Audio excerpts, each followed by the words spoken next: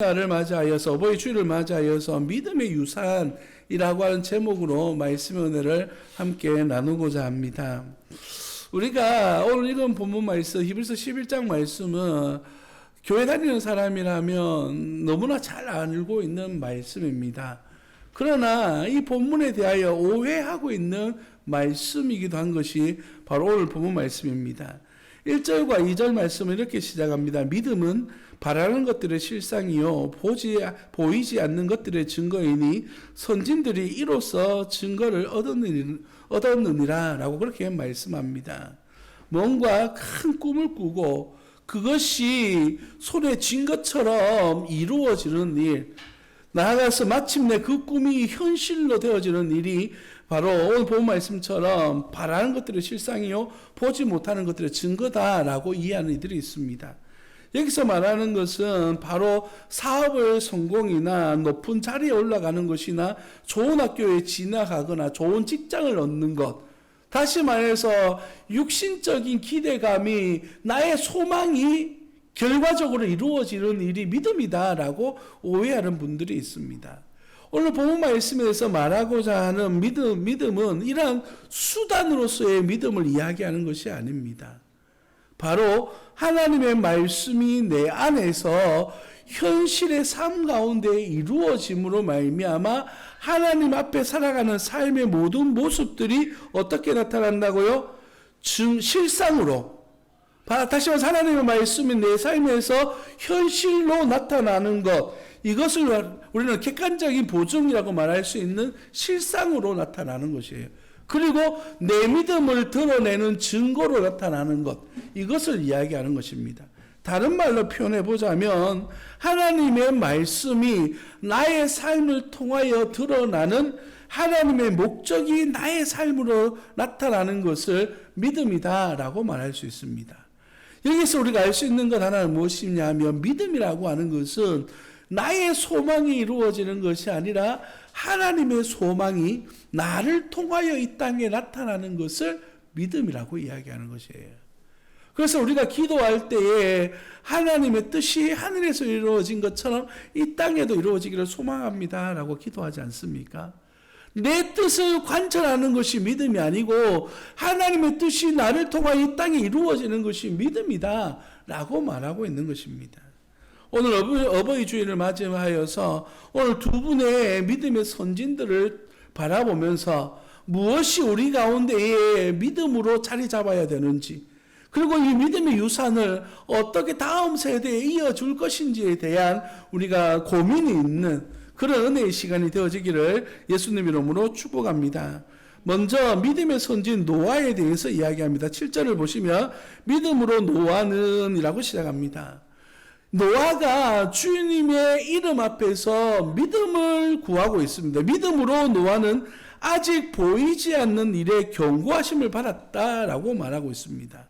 여러분, 노아가 하나님으로부터 부름받았는데 하나님께서 홍수로 이 땅을 멸하시겠다라고 말씀하셨습니다.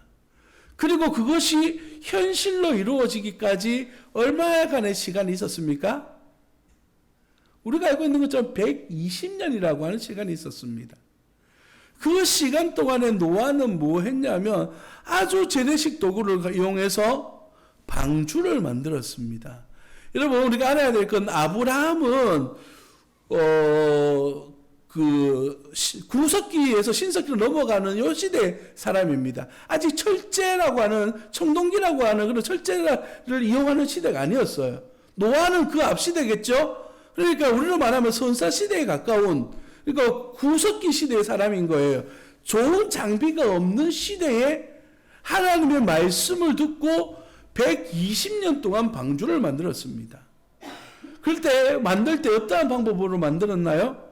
하나님께서 양식, 설계도를 이야기해 주시고 그 방법들로 만들었어요. 그리고 석정을 발라서 물이 새지 않도록 꼼꼼하도록 만들었어요. 크기는요, 큰 축구장 2-3개 정도 되는 크기의 배를 만들고 3층으로 나누었습니다.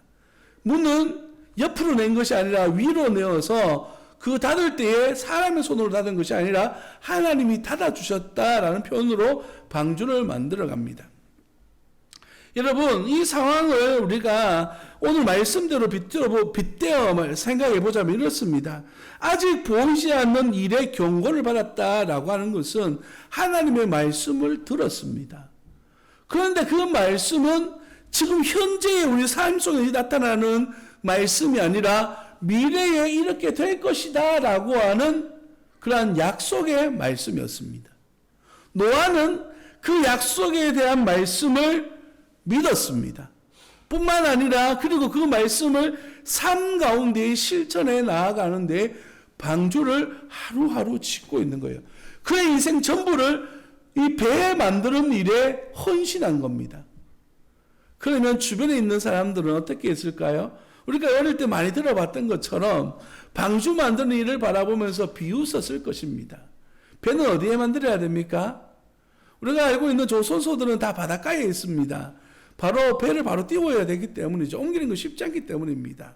그러나 오늘 이 노아는요, 산 위에다가 방주를 짓습니다. 비가 오면 자동적으로 또 올 것이다 라고 하는 소망과 기대감을 가지고. 그러나 세상 사람들 눈에는 어리석고 참으로 어리석은 사람일 수밖에 없는 것이에요. 하루 이틀의 문제가 아니라 120년 동안 그 일을 하니까 얼마나 많은 사람들이 그 이야기에 대한 소문과 조롱과 많은 손가락질을 당했습니까? 여러분, 여기서 중요한 사실 하나는 노아가 구원받을 때 노아만 구원받은 것이 아니라 그 가족이 구원받았다라고 오늘 7절 말씀에 이야기합니다. 그 집을 구원하였으니 라고 말하는데, 그러면 그 손가락질과 질타가 노아 한 사람만을 향했을까요? 아니겠죠. 그 가족들에게도 향했을 것입니다. 너희 아버지는 왜 그래? 라고 말했겠죠. 믿음의 자녀들이 아버지가 말씀 안에 순종하는 것 때문에, 그 가정이 예수님을 믿는 것 때문에 친구들로부터 손가락질 당하고 왕따 당하고 너 왜 그래 살아? 라고 말하는 이야기를 들어야 했던 그 가정이었습니다. 그런데 결과가 어떻게 되었습니까? 마지막 7절 하반절에 보면 이렇게 이야기합니다. 이로 말미암아 세상을 정죄하고 라고 말합니다. 어떻게 세상을 정죄했습니까? 비가 오기 시작하니까, 홍수가 나기 시작하니까 결과가 보이기 시작하는 거예요. 결국에는 하나님이 일하심으로 말미암아 노아가 옳았다라고 하는 사실을 깨닫게 되어지는 겁니다. 그런데 문제는 뭡니까? 그 깨달음의 시간은 저들을 구원하는 시간과 거리가 멀었습니다. 이미 노아와 그 가족은 방주 안에서 구원을 얻고 하나님의 은혜를 누리고 있지만, 이제야 깨달은 이 세상 사람들은요, 물로 말미암아 심판당하고 죽음을 경험할 수밖에 없는 그런 상황 속에 놓여지게 된 겁니다. 결과로 그의 믿음이 드러나기 시작한 것이죠. 사랑하는 여러분, 오늘 여러분과 함께 나누고자 하는 첫 번째 은혜가 여기에 있습니다. 우리는 말씀을 듣고 순종하는 사람들입니다. 그리고 그 열매는 주님 나라 가운데서 구하는 것들이에요. 이 땅의 것들로 소망을 삼다 보며 사람들과 비교되어질 수밖에 없습니다. 교회 다니면 무슨 좋은 일이 있어? 부자 돼요. 아이고, 교회 안 다니는 사람들 중에도 부자 되는 사람이 있습니다. 그럼요, 건강 얻어요. 교회 안 가는 사람들 중에 우리보다 돈이 사는 사람들 얼마나 많이 있습니까? 우리 주님께서 말씀하시는 그 은혜와 평강은요, 이런 것이 아니에요.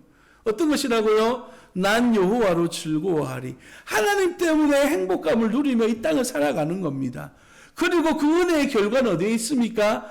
저 천국 하나님 나라에 있는 것이에요. 그래서 그러한 증거를 받을 때에 그 증거를 믿지 않았고 우리에게 손가락질했고 우리에 대하여 무시했던 이 땅에 믿음이 없는 세대들은요, 지옥 형벌 가운데에서 고통을 당하는 것입니다.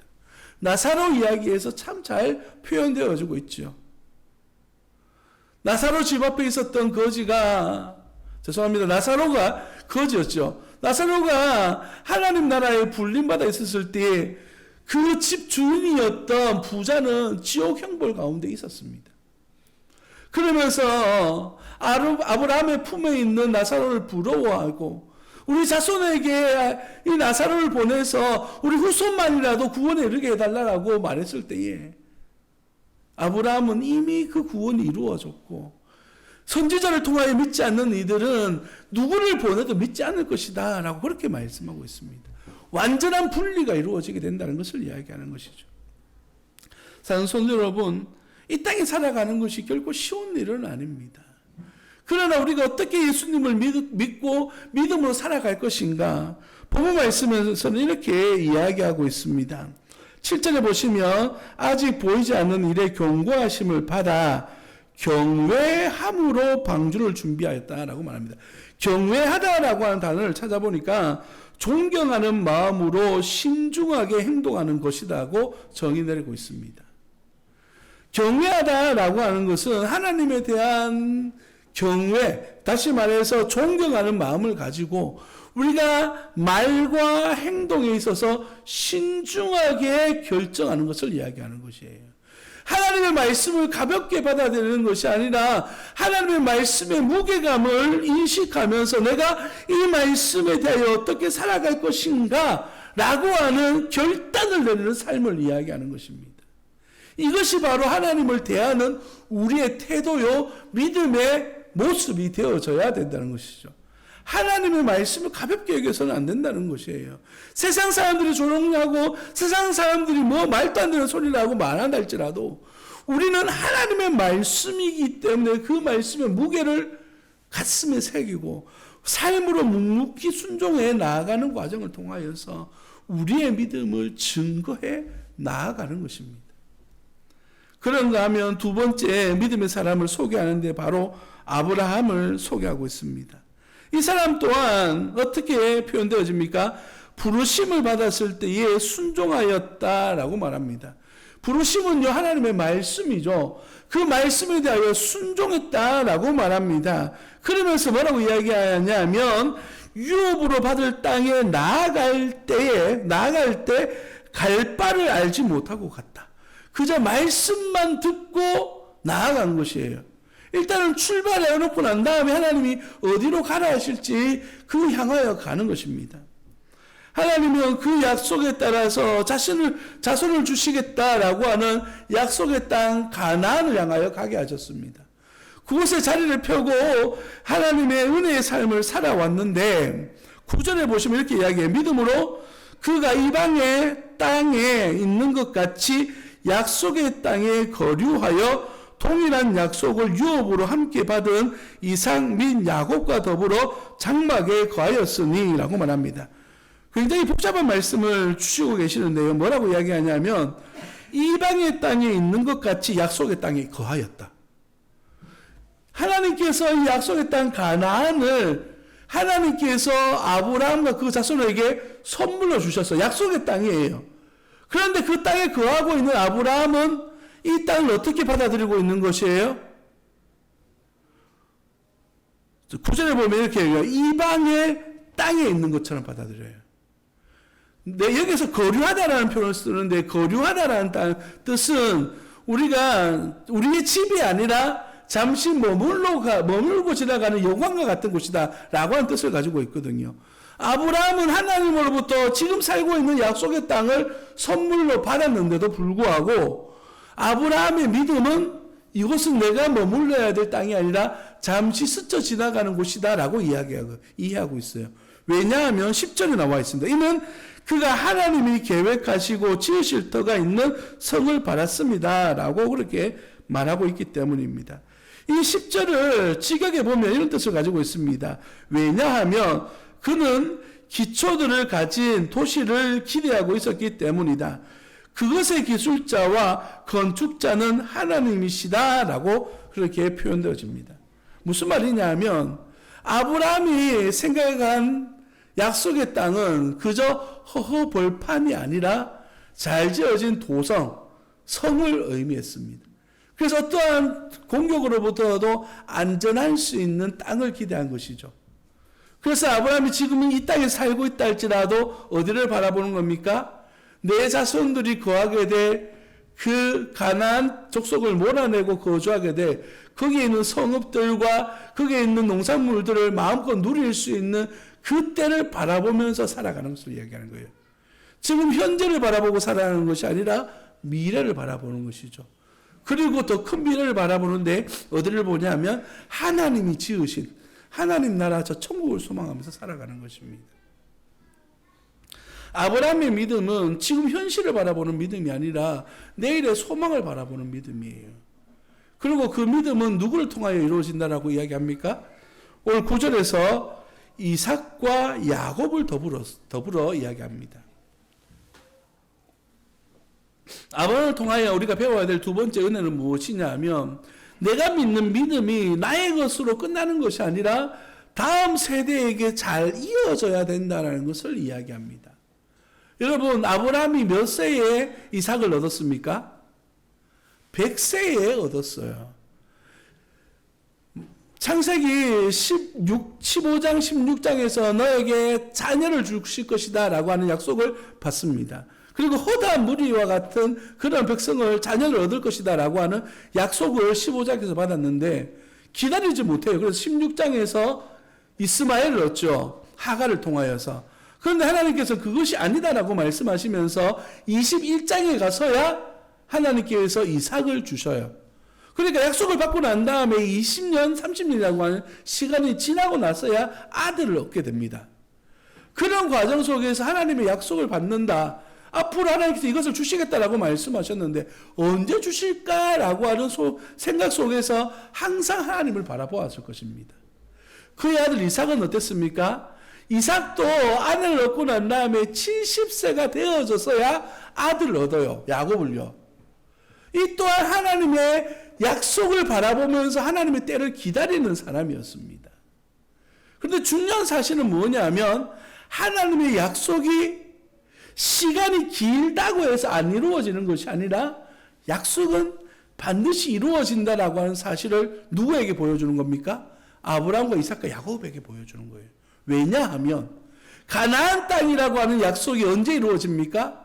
아브라함, 이삭, 야곱을 통해 이루어지는 것이 아니라 그 이후에 애굽에서 430년이라고 하는 시간이 흐른 뒤에 그들에게 약속으로 주어졌어요.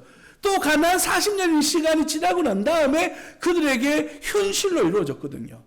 그렇다는 것은 약속을 믿고 기다린다라고 하는 것은 나의 믿음으로만 끝나서는 안 되고 나의 자손들에게 이어지는 믿음의 어떤요? 오늘 본 제목처럼 유산으로 넘겨져야 된다는 것이에요. 하나님께서 우리에게 복 주시겠다고 약속하셨습니다. 하나님 나라 백성으로 세우시겠다고 약속하셨어요. 우리가 당대 예수 믿는 것도 중요하지만 나의 믿음이 나의 대를 이어서 다음 세대를 이어가는 거 얼마나 소중하고 귀한 일인지 모릅니다. 어느 연구소의 보고에 의하면 2030년이 이르면 더 이상 한국교회에 주일학교가 없어질 것이다 라고 하는 보고서가 있습니다. 어떤 교회들은 있겠죠. 그러나 대부분의 많은 교회들이 주일학교가 없는 교회가 될 것이다 라고 이렇게 표현해요. 왜냐하면 주일학교 세대가 너무너무 줄어들고 있기 때문에요. 국가의 자녀들 숫자도 줄어들 뿐만 아니라 실제적으로 교회 다니는 사람들도 줄어들고 있잖아요. 우리 교회가 주일학교 학생들 1, 20명 밖에 안 되지만 한국 전체 통틀어 몇십 프로 안에 들어갈 만큼 주일학교가 많은 교회에 속해요. 그만큼 지금 교회에 다음 세대들이 없어요. 가정은 어떻습니까? 내가 예수 믿고 난 다음에 부부가 예수를 믿었는데 자녀 한 명 낳았어요. 그러면 믿음의 대가 마이너스가 되어져서 세워지게 되는 것이죠. 그래서 우리 교단에서는 작년부터 아이 많이 낳는 운동을 시작했습니다. 그래서 우리 한국교회에 자녀들이 많은 다세대 가정에게 총회에서 이게 돈을 줘요. 그런데 어떻게 주냐 하면 자녀가 많은데 새롭게 태어나야지만 이렇게 돈을 주는 그 프로그램을 작년부터 진행을 하고 있습니다. 성도 여러분, 그만큼 다음 세대를 이어가고 복음을 증거하고 믿음을 이어가는 것이 쉽지가 않은 시대에 우리가 살고 있습니다. 그러나 하나님은 대를 이어서 하나님 나라를 우리를 통하여 이루어가기를 원하십니다. 그래서 11절 말씀에 보면 믿음으로 사라는 자신도 나이가 많아 단산하였으나 잉태할 수 있는 힘을 얻었나니 라고 그렇게 말합니다. 12절에서는 이러므로 죽은 자와 같은 한 사람으로 말미암아 라고 말해요. 이 말씀의 뜻은 아브라함과 사라는 100세에 사라는 90세에 아이를 얻었지 않습니까? 그 사이에서 더 이상 생식할 수 없는 그런 신체적 나이가 되어진 거예요. 그래서 죽은 사람과 같았지만 하나님께서 그 태의 문을 열어주셔서 아이를 생산하게 하셨다는 것이에요. 하나님의 약속은 이렇게 이루어집니다. 죽어버릴 것만 같은 이런 세대라 할지라도 우리가 복음에 대한 소망을 가지고 다음 세대를 향한 유산을 이어주겠다라고 하는 믿음으로 나아가는 이들에게 하나님은 약속으로 그 일들을 이루어 가신다는 것이에요. 오늘 이 말씀은 교회를 세워가는 우리 가정뿐만 아니라 교회를 위해서도 귀한 말씀으로 우리에게 다가옵니다. 우리가 다음 세대에 대한 믿음과 확신으로 살아가지 않는다면 교회도 미래가 없을 것입니다. 사랑하는 성도 여러분, 우리 가정뿐만 아니라 교회가 하나님이 기뻐하시는 다음 세대를 세워갈 수 있는 믿음의 유산을 잘 넘겨주는 그러한 여러분의 가정이 되어지기를 원하고 또한 교회가 되어질 수 있도록 함께 기도로 나아가기를 예수님 이름으로 축복합니다. 말씀을 마무리하겠습니다.